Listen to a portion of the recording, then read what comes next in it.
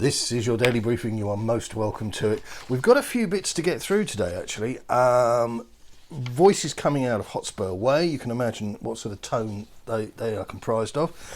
We're going to revisit the Supporters Trust, not so I can get an opportunity to make more of you grin with my daft impression, but just simply because there's quite a lot of friction, and on this channel I'm sensing a little bit of, with some, not all, and I think the fan base, more generally speaking, a little bit of confusion as to why they are so bad, and what's my beef. Ben McAleer in The Guardian has done a decent piece, which I'm going to give you a quote from. I've got an amazing social media account that you must follow, and I'm going to address a fan who has unsubscribed from this appalling channel in high dudgeon, and all I want to do is have a right of reply and set the record straight. But we'll go into that. We'll go into that later. Leaks from the club. Nuno Espírito Santo has struggled to win over his players despite an upbeat start to the season. Some relationships are just getting worse and worse, and in some instances they are already at rock bottom, according to the Sun newspaper. Players weren't warming to the Portuguese coach, despite them having been initially impressed with his coaching methods. Nuno had a reputation for being extremely grumpy with his staff at Wolves, particularly in his final year at Molineux. At Spurs, even the opening run of 3 Premier League wins, he remained cold and unapproachable. All I can tell you is that if we thread all these together, and if we take everybody at face value and at their word, between them, The Athletic, and numerous other reports in between, this mob of overpaid fairies haven't been exactly happy with anybody. They played up under Poch, some played up under Mourinho, and I think that a lot of them think they know better, and their numbers and their performances and what we see with our own eyes, without using any interpretation but just watching them play, would suggest that they don't know better. And if they weren't at Spurs, they would struggle really badly to walk into any first team playing 11 at any elite grade club. And the sooner we can move this forward and get the churn going again, the sooner they can get their comeuppance, because the players are as much a part of the problem as Enix's business model.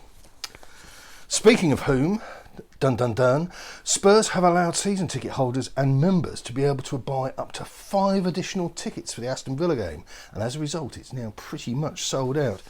I don't see this as a negative at all, because this is the club actually being proactive and seeking to address the fiasco to a great extent which they've caused. And this is a burning thing. I see that doing the rounds, there's another kind of poster flyer thing up on online, with another planned protest, which ain't going to do anything good, ain't going to change anything, and is only going to leave people with an opportunity to let themselves and others down. And if you wonder what I'm referring to there, I'm talking about the scumbags that were singing about having a party when Daniel Levy's dead. Can't be doing that, not in my name and not in most other right-thinking people's names. And standing around drinking beer next to bed sheets, that's not my gig. So this poses the question then, why not let the trust negotiate? And this is kind of filtering their focusing thing. It's going to end up with me my right of reply, because I think this is what tipped the guy over yesterday who went off in a huff. The trust. Now you've got to understand, and this is one of the things, you can see me. I'm not 15, and I'm not I'm not an American millennial. I've been around for a little bit, so the Supporters Trust, there's no mystery to me. There's no confusion. There's no, you know what I mean. I've spoken to them. I've had one of them certainly as a guest on a podcast in the past. I've listened to them talk on other people's shows for as long as I could stand it. And I read what comes out in their missives to the public on social media and in the means of their website. you're not telling me that there's something I don't know or I'm being unfair. This is all based upon lived experience of these schmucks. So I can tell you with authority that they have a long track record of incompetence and assorted toadying up exercises to the board. And those of you who've been following their crappy exploits long enough will recall that they initially used to smugly tell fans that they couldn't reveal everything they were privy to in discussion with the club's board for commercial sensitivity reasons. Even these people, even these pompous cretins, eventually realised that they were being soft-soaped, and they went from being willing lackeys to being a force to be reckoned with. Fast forward to the now, and these defectives were reduced to issuing sort of ultimatums a wolf would make to an itty-bitty piggy in a fairy tale. They never got a reply to that, by the way, and it just goes to reinforce how daft and hopeless their operation is, that they would make such a crazy threat to a private business which is protected under English law, didn't get an answer, and they just carry on. And and now they're going to most severely to have another go, and they're going back in again, demanding to interfere in the on-pitch activity, which is far removed from what they were originally set up to do, which was ticketing advice, safe standing, and ticketing advice. We all know what the problems are with Spurs, and the Marxist Bash Street kids are not in possession of a solution, not in a million years. The alarm bells ringing in respect of ENIC's New World Order have been ringing loudly for years, and half a dozen pompous children who want to turn the club into a workshopping commune aren't going to snap Danny Boy out of his money-making stupor. The only way that you're going to effect meaningful change with a business like ENIC is for them. There are many things, but they are not stupid. The only way you're going to get change is force them into a corner whereby they have to turn. And it's very easy to deride the suggestion, well, I'm not going to go to games, I'm not going to stop buying my Hotspur 1 memberships, I'm going to stop participating actively, this, that and the other, I'm going to stop buying these shirts made out of recycled plastic bottles, yet they still cost £70. It's very easy to deride all those things and say, oh, somebody else will take my seat. Well, this is kind of how it's done, kids, and the idea that you try to supplant yourself within a business from the outside. I know a lot of you switch off when I start going on about the Marxist thing, but this is up the revolution, and it's just nonsense. They say themselves on their website that they word it in such a kind of how do we say this out loud but without kind of really forcing it, that they're almost like a union. They're very much like a union, and unions are a good deal to a certain degree. But where the union and the company relationship, there's no grey area. Where that starts to go wrong is where the union starts to believe that it's part and parcel of the business. Never forget, never take your eyes off the money, and the business must be allowed to conduct itself as it sees fit within the law. So the social media account, and I'll be honest with you, I've tried to do the voice, and man of a thousand voices, all of them Welsh, and I couldn't quite do it. It came out a little bit sort of, anyway, if I do it, it'll just disgrace myself. It's called @Nuno Solutions. I'm Nuno, I find solutions. And I would say to you, this is the best social media account, and that account was around years ago. I don't know if you remember it. That had, I don't know how they'd done it, but once you clicked on their thing, it said you're blocked, and they blocked the entirety of Twitter.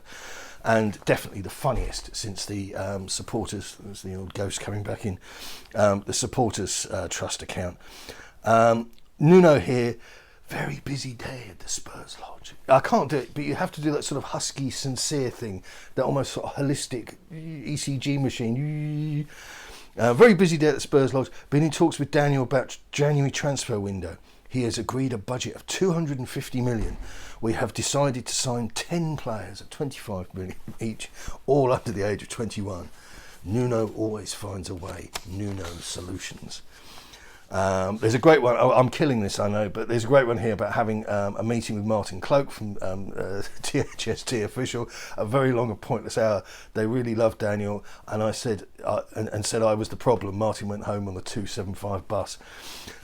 Moving swiftly on, Ben McClare in the Guardian.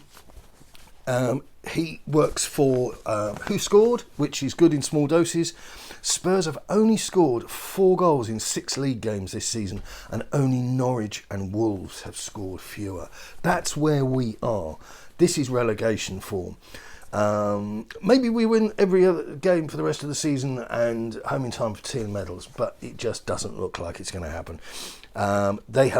Spurs have only made 4 clear-cut opportunities in the league this season, and for context, which is our close and dear friend, Wolves goalkeeper Jose Sarr has created 2 chances himself. This is a disjointed Spurs side that shows no sign of improving anytime soon. Nuno's pragmatic approach makes him look like Jose Mourinho, but albeit without the CV. The reality is that this is what you get when you appoint a guy that nobody else was really interested in.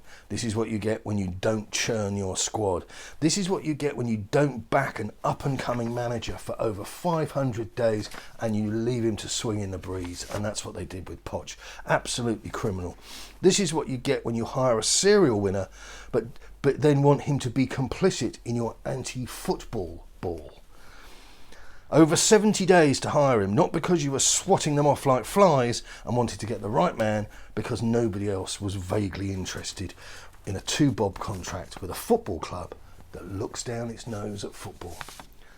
So anyway, chat yesterday went off in a minute and a half. You've got so many insightful things to say. The club badly needs clear critical thinking, but your incessant belittling abuse of people with different opinions, including journos just trying to do their jobs, is so ugly and toxic that it overpowers your otherwise welcome insights. I just can't follow you. You're too arrogant. Unsubscribed, but good luck with the channel. The reason you won't be missed is very straightforward. I agree with the insightful bit. I agree with the clear and critical thinking. But belittling abuse, you're the sort of person that would use the phrase vile abuse, I might suggest. And it might be helpful as well if you were actually able to watch these videos, because one of the things that I suffered from when I was blogging, and I still am blogging on theboyhotspur.com, is that people can't see you and they can't get a sense of you.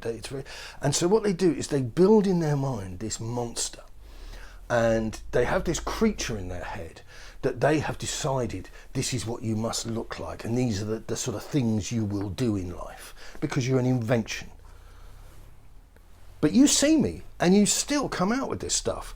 Now, as far as the abuse, I will make demeaning remarks against people who have earned them.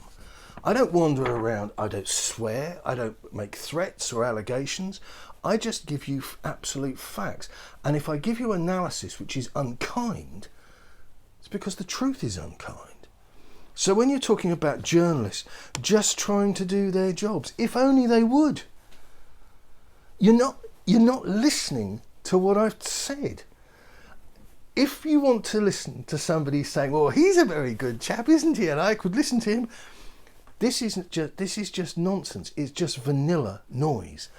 The people that I bring to your attention, who we should scrutinise and hopefully cure, hopefully set on the right path so they stop being silly, they stop being needy nitwits, have earned every single comment. And I'm very confident about that because this is a subject to which I'm a little bit of an expert in.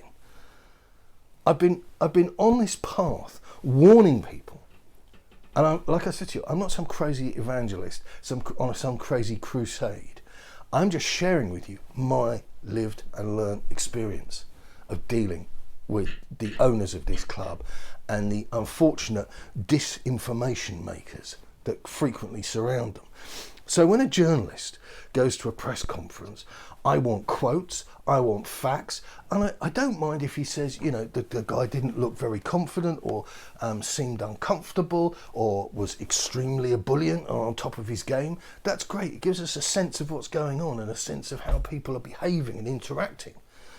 But what I've got no time for is being fed spurious disinformation from people that are utterly untrustworthy, not based upon a decision I've made, like, oh, you smell, I don't think I like you, but the amount of information that has come out from the press office, which has been erroneous, absolutely wrong, red herrings, bum steers, call it what you want. What are you supposed to do? Sit down and say, oh, well, you know, I listened to that journalist the other day and I thought it was very interesting, gave us, oh, yes, very good. I mean, lots of the things that he shared, if you look back, they didn't pan out. But just stop it. You're allowed to say, stop it. And that isn't vile, that isn't abusive, it isn't belittling. If somebody keeps saying to you, I'm hearing that, you know, everything between... I mean, we actually got, and let's pull a name out of Alistair Gold. He won't deny it. If any of you have the front to actually pull him up on it, he won't deny it. We were told when Poch, the day before Poch, or 24 hours before Poch was fired out of a cannon from Tottenham, that his office was still adjacent to Daniel's office, and the atmosphere inside Hotspur Way or Lily White House or whatever had never been so calm. Those were the words he used. Never been so calm. This was after Levy had been spending weeks plotting and scheming to get rid of the Argentine. It's not up for debate. It's not abusive. It's not belittling. It's the truth. And you say here, I'm so ugly and toxic, it overpowers my argument. I think that what you're hearing is so contradictory to how you feel. Now, I can't see you, but I would suggest that maybe you've sent the trust a tenner. Maybe you think that the argument, as far as ENIC's role as being custodians of a football club and being property developers, it isn't a clear-cut thing. And there are pros and cons, opposed to my view, which is that the business model sucks and it's one huge con. But the thing I will say, I'm glad you've unsubscribed, because it must have been very uncomfortable with you commenting and viewing on a blog or on a video where so many other people disagree with you. That's the point you haven't thought of, because you don't look at yourself.